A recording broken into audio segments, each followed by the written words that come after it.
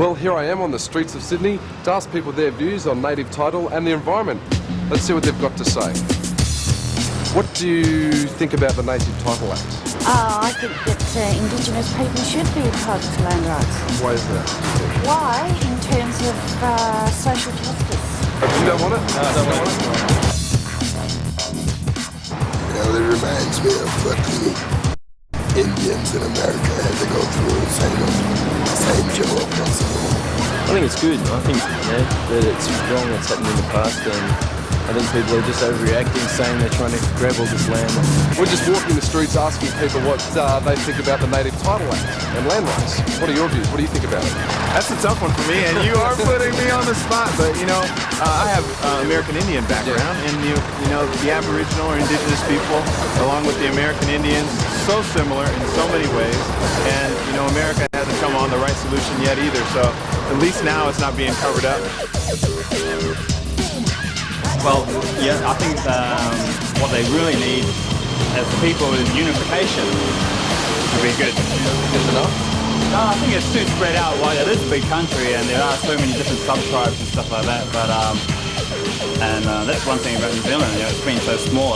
There were 6 different tribes there and they just all banded together, so if they could do the same thing here and get some sort of unification, it'll stop a whole lot of in-house bickering, I suppose, and their cause should be a lot more successful. I'm Aboriginal myself, so I think in some ways it's a good way, but it's got to be shared properly. You can't just go and take it for themselves. You've got to work with the white people too. I think Aboriginals do need to be educated, and so do Europeans as well. I think basically both parties need to be educated and need to learn what is best for Australia, because that is ultimately we're all living together. And that's right, we have to move ahead. Great. Thank you very much.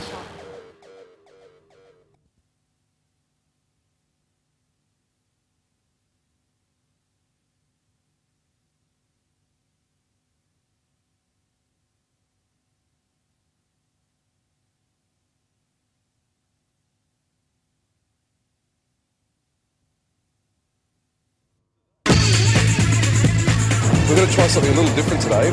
What I'm going to do is have a competition for this hat and ask people if they can name 3 Aboriginal tribes in Australia. Okay, there's over 200, so we shouldn't have any problems. So let's go and see what they have to say. Did you name 3 Aboriginal tribes in Australia at all? No. Do you know any of them? No, not really. None? Can't think. Not on the spot, I can't. No. None? Okay, couldn't name 3. I haven't got a clue, I'm afraid. Aboriginal tribe. Out of 200 tribes, could you name 3 at all? Or even 2? And if you can name 2, I'll give you this hat. Isn't there one called Darrick? Darrick, yep, that's one. Yeah, we're school. Wait, there we go, you've got 2. We have to give them 2. So which one's that? Which one do we have? The Ku-ring-gai, New South Wales? The Corys And then... and the Wicks. And the Wicks. Okay. You get to get the hat. All right. I'll give it on the kid. All right. Actually, Bouncer. we're having so much trouble to get rid of these hats because we're finding it trouble for people to name just 2 Aboriginal tribes. So what we're going to do now is just see if people can name 3 Aboriginal bands. Get rid of these hats. Well, we have the. Could you name 3 Aboriginal or Torres Strait Islander bands? Bands? Yeah. Musicians? None? Oh, Rumpy Band. Warumpi band? Yeah. Yeah? Give me 2 more. What are they called? Yotty Indie. Rocky Indy, Warumpi band. And, no, man. All right. I can't remember. I'll give you the hat anyway because you've done a very good job. Oh, thanks, Thank you, man. no worries. No worries. If you can name me 3 Aboriginal bands, I'll give you this hat. There's Yossi Yindi. Yes. Titus? Titters, yeah, Yeah. that's another one. That's 2. Is it the Warumpi band or something? Yes, okay, we've got one, yes! There's the hat. Thank you very No much. worries, that's very good.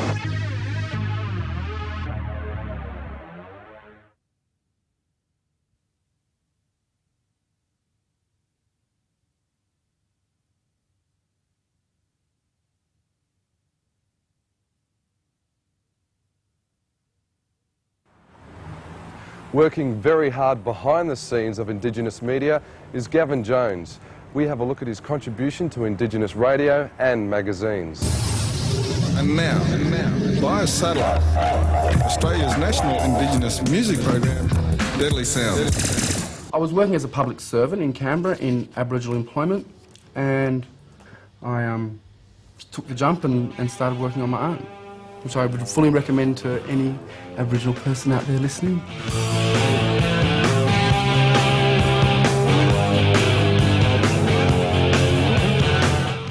I'm the producer of Deadly Sounds, or co-producer of Deadly Sounds, with a woman called Juliette London, and we put the show together, choose the music, get the scripts together, line up the guests, line up the studios, get Leah, brief Leah on the interviews. Excellent. So it's, have you got any original stuff on this album, or will you be putting any more original stuff out? As well as Leah Purcell, who was one of the roving reporters, along with Nicky Winmar from Melbourne, Rhoda Roberts is the host of the show. How do you find Gavin? Is he sort of a good He's boss? a good bloke, yeah. No hassles so far. No hassles? Yeah. No, he's really good, you know, he's switched on, he knows what he's doing, he knows the business, and that all helps, you know, to run a smooth show. This is Manda Yanapimo from UTND. Hi, this is Titters. I'm Kev Carmody, you're listening to Deadly Sound. After 2.5 years with the weekly radio program, Gavin has now expanded with the monthly free press publication of a music and sport magazine.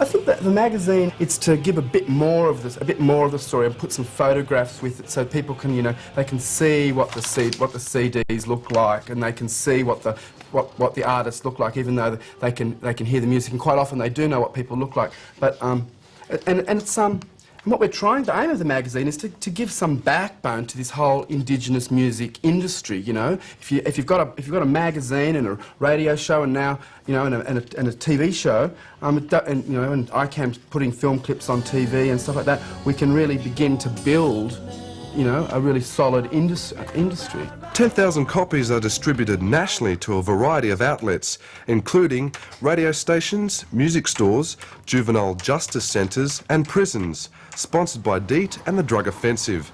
I'm Nathan Ramsey for ICAM.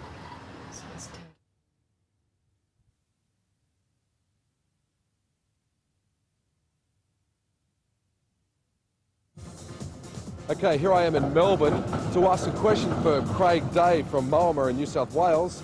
Should Aboriginal studies be compulsory in our schools?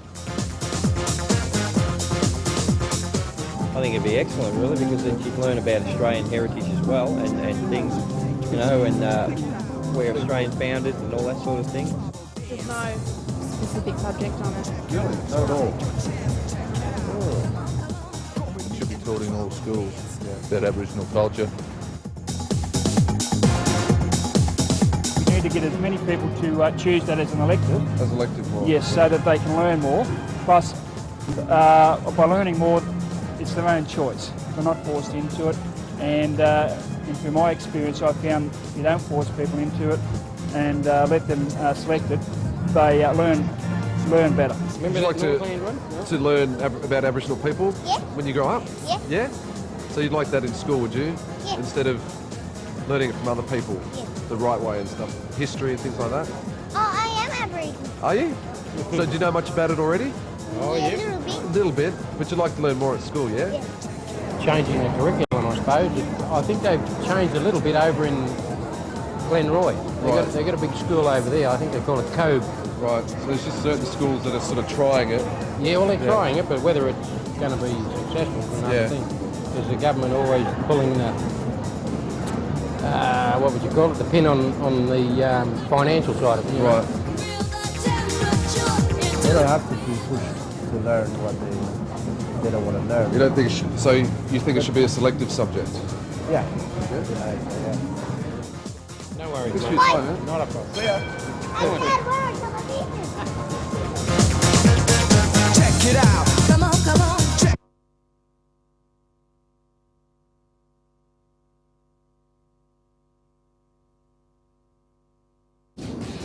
Okay, I'm on the streets in misty Melbourne, and we're going to be talking to people about violence in our school sports. Let's see what they have to say. When I was a player, many years ago, there was a lot more violence on the field. In the old days, you had to be fairly thick-skinned out there on the field, and I think it's something that society doesn't tolerate, and people have to change their attitudes, and that's players as well. When it comes to contact sports like football and Aussie rules, those kind of games, I think that there's always an element that someone's going to, something's going to happen with violence. But I don't think, as in the situation where it gets to brawls, where it gets into fighting and stuff like that, I don't think that's part of the game at all. You get adults and they say, like parents of kids are on the sporting field and they say, aggression's part of it and everything, but I don't think it should be encouraged. Do you think a lot of the violence stems from like racial abuse? Well, I think it's a little bit of ignorance. Ignorance? I think it's a little bit of ignorance, a little bit of lack of understanding, total understanding. Apart from that, it's a game that should be enjoyed rather than abused. In one sense, sport's healthy and releases, sort of aggression, if you like, in a reasonable fashion. And it's a question purely in the sporting sense of keeping that within reasonable bounds. When it comes to people having a go to, it's about your race and your skin and that. It's those kind of things that really stem from people saying things only to put you down. I think people, unfortunately, when it gets more serious, people find lots of different ways of getting somebody sucked in, don't they? Yeah. I mean, for years gone by, they would have picked on anything from their mother to their second cousin to their background. So you think it's just all part of the game, nothing's meant really by... It's not a good part of the game, but I think it comes out that way, yeah.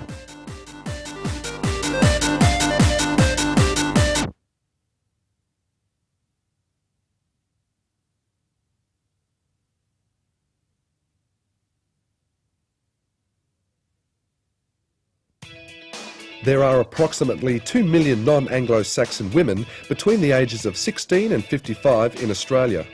How many women do you know that don't want to look their best? Do you find it hard to find the right makeup to suit your skin tones? I use a foundation from the States. From the States, Yeah. so they don't have many foundations dark enough in Australia, do you find? Yeah, it's about right, yeah.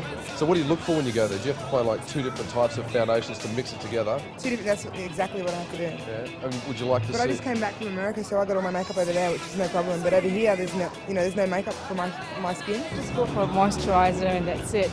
Okay, there'll be usual answers that you get from a lot of Australian women. You could go to the United States, you could go to Europe, and a lot of ladies are accommodated with these dark skin tones, but not in Australia. But I've found the solution. A lady called Faith Agugu. Now she's come up with a great product to introduce to Australia. Let's take a look.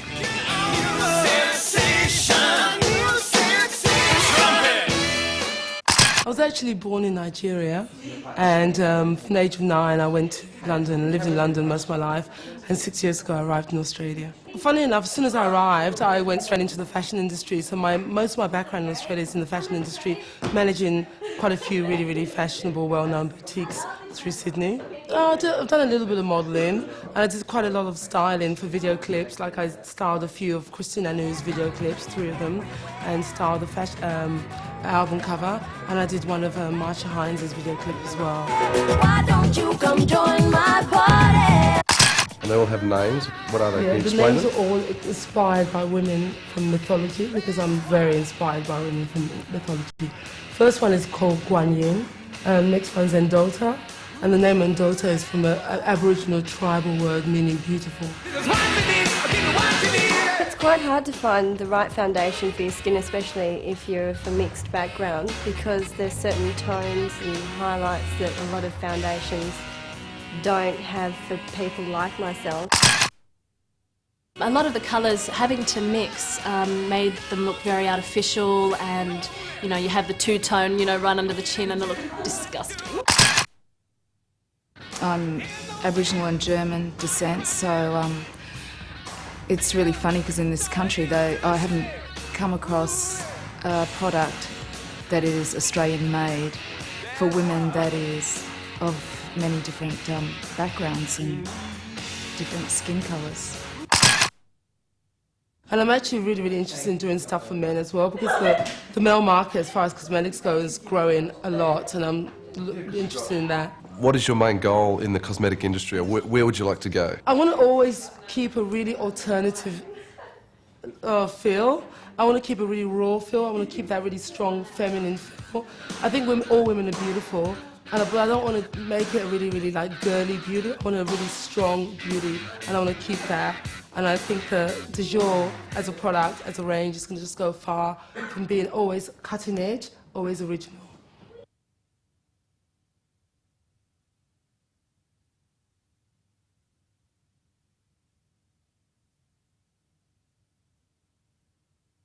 I came in the streets of Melbourne in Chapel Street, to be exact, and since to the health special tonight.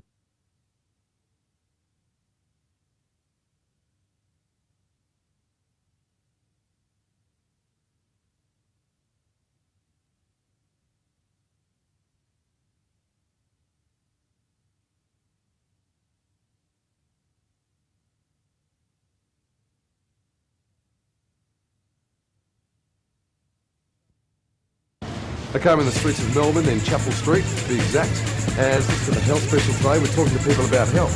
So let's go see what they have to say. What are you eating there? I'm eating a chocolate bar. Chocolate bar. Do you consider yourself pretty healthy? No. No? What sort of things do you eat? What sort of diet do you take? I'm not on a diet. You're not on a diet or anything? So you just eat anything. Anything and everything? Oh, not everything, but anything. Oh. Would you consider yourself pretty healthy? Oh, yeah. Yeah, you get around a bit on the bloke? Most definitely. Yeah. What's the sort of food you sort of... I work in a restaurant, so a lot of pastas, risottos. So you're pretty conscious on Oh, definitely. Yeah. Fruit, fresh fruit in the morning, stuff like that. Do you think a majority of Australians are pretty health conscious? Small majority, not too big. We love greasy stuff, mate. You love greasy stuff? Well, you see yourself pretty healthy? Yeah. Well, for a short time anyway. You don't mind having a few greasy chips and that now and then?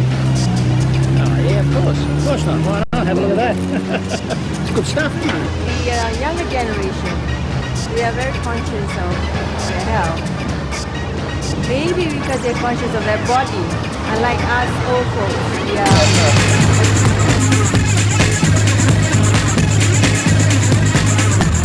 Cereals, mainly wheat bix and porridge, not so much red meat, a lot of white meat, tofu and stuff like that for protein, but multivitamins are important.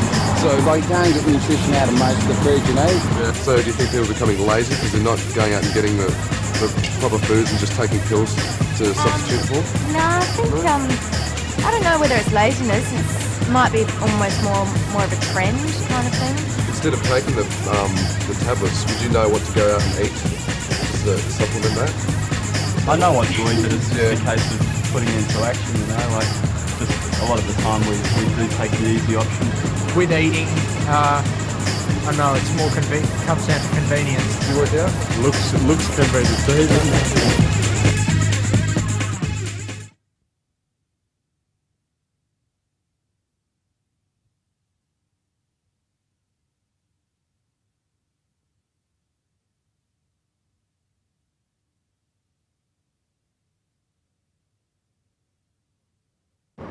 As part of the NAIDOC Week celebrations, the National NAIDOC Awards were held in Brisbane to honour the winners at its annual ball.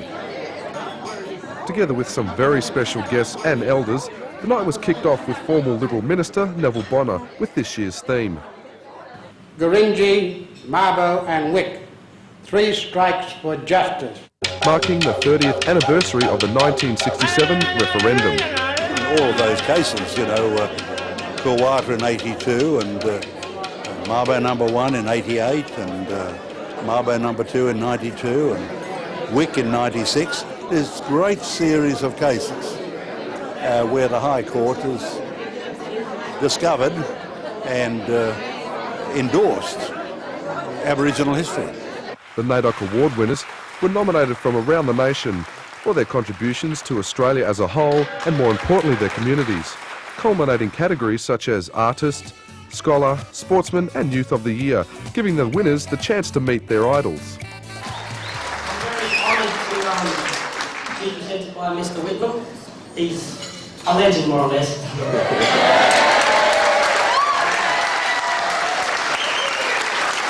The night was a fantastic success, heightened by a variety of talented performers involving the Indigenous and non-Indigenous guests in celebrations, enforced by the legend himself, Troy Cassar-Daley. Dream out loud, dream out loud, don't be afraid. Dream out loud, dream out loud, dream out loud, don't be afraid. Dream out loud. I think there's a lot of support out there. It's a matter of our supporters and friends coming forward and show their support in a more practical manner. And I think there is a strong feeling for United Australia. There needs to be more white Australians coming to NAIDOC Week celebrations, because ultimately that'll be reconciliation when we can feel equal in each other's comfort and comfortable, and I certainly do, but there's not enough of that. I think that'll come in time because the Indigenous people are showing the way.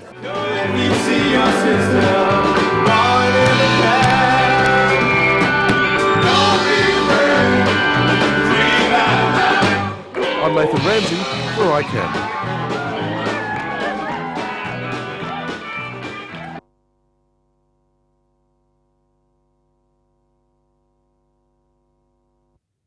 Here at the SCG, pre-season training is underway for the Sydney Swans. Two of their star players, Derek Kickett and newcomer Michael O'Loughlin, are warming up for the year ahead. Derek Kickett's fast and intelligent play provides a backbone to the Swans that saw them get within one game of making last year's finals. I think we were very unlucky last year. We lost a few games that we should have won, especially at home here. You can't afford to lose games at home, so we're really looking forward to playing in the finals hopefully this year. As well as the experience of Kickett, the Swans are also developing young talent such as Michael O'Loughlin from the Adelaide Hills district. We're going to try to make the finals this year, try to push out. I think we've got the team to do it this year, so shouldn't be any excuses. With the depth of experience and the promise of youth, the Sydney Swans are confident of a place in the top 8. This is Nathan Ramsey for ICAM.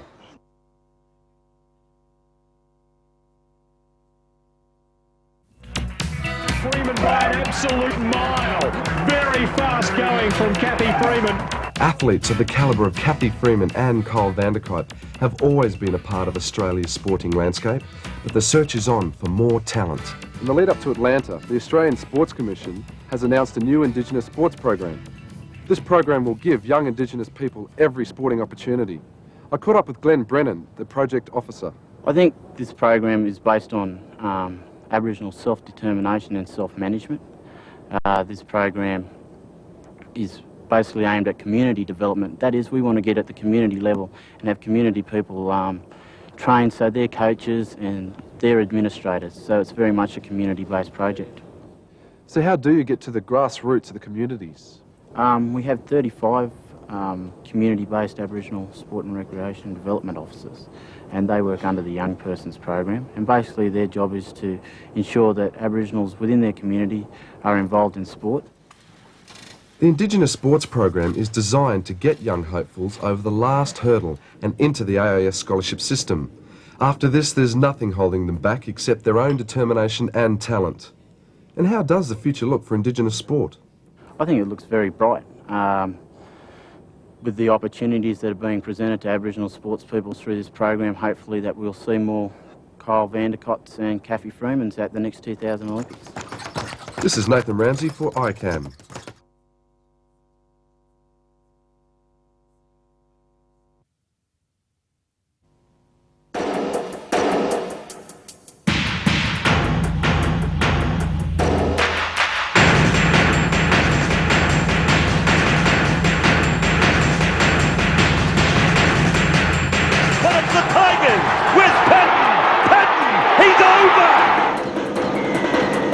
Where's Patton? Welcome to ICAM.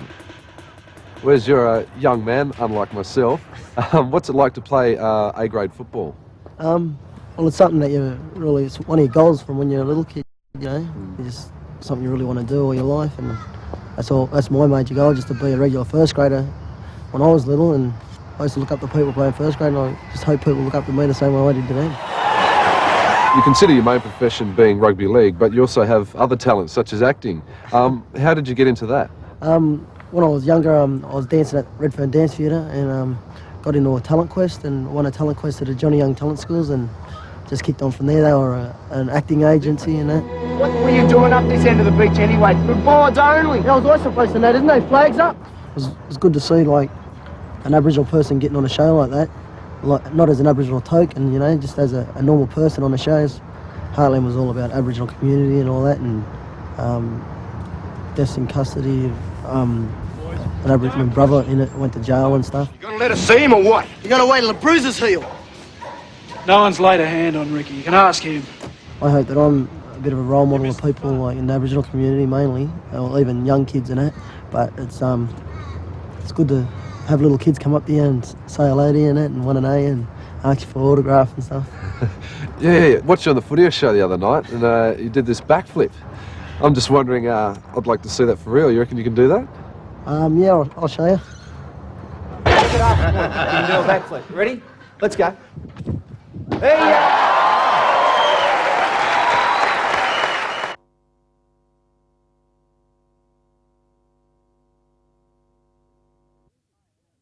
Ron, how are you? Hi, hello Nathan. Shall we go cooking? Yeah, let's go. Come on. Hi, welcome to the kitchen. Thank you, Laurent. Now, you've been cooking with indigenous ingredients for a few years now. How about showing us something simple like steak and veg? That's exactly what we have to do today, Nathan. We have a lovely kangaroo meat with Illawarra plums. Right. We also have some native kumara, which are going to be served and flavored with pepperberries and peppermint. Okay, and that's the sweet potato. That's right, yes. We also have native Warringal greens, which are going to be served with macadamia nuts and native garlics right here. Fantastic. We get a nice sharp knife and we make some relatively thin slices of meat like this, just across from the grain. So we need to get the pan nice and really hot with a touch of macadamia oil. When the oil is hot, we then add the butter. The butter will melt instantly and become brown. Okay. And we start pan frying the steak. They will cook for about 20 seconds on the first side and about the same time on the second side. That will give our meat nice and relatively rare to medium. Then when the meat is cooked, we remove it on the side plate and keep it nice and warm. And we're going to deglaze the pan with the wine and the pork. The pork and wine gets poured into a very hot pan. It's going to steam very quickly. We then add the stock, reduce the stock. We're then going to finish the sauce with our plums, our pepperberries, and thicken with a tiny touch of corn flour. So you mix all that up together? That's right. And how long do you leave that in there for, the sauce? The sauce cooked within about 2 minutes altogether. So here we go. Let's get those kumara cooking. They're the sweet potatoes. They're in the stock. And if you like to bring the Warringal greens, we can start cooking them in hot boiling salted water. There you go. Water? Yeah. Okay. Just splash them in. That's beautiful. There we are. Perfect. So we mash them off after draining them well. There we are. And we then add some cream, some roughly chopped pepperberries, and some dry peppermint. A little bit of seasoning, salt and pepper. And we mix all those ingredients together very delicately. Okay, so we've got the cream reduced for Warringal green spinach. It's been reduced with a little bit of garlic and some lightly roasted macadamia nuts. The Warringals are now ready. They've all been drained and the water has been squeezed out, like if you were doing ordinary spinach. And they're going to be added to that reduced cream. Lightly tossed together for a few seconds, just to give beautiful flavor. A little bit of seasoning, salt and pepper goes in there. And that's just finished our dish. Here we are. It's all ready. So let's add the finishing touch. A few Illawarra plums, a few nuts. Now that's your typical steak and veg. Let's go to the balcony and try it out. Yummy. Bon appetit. Thank you. Homework's done.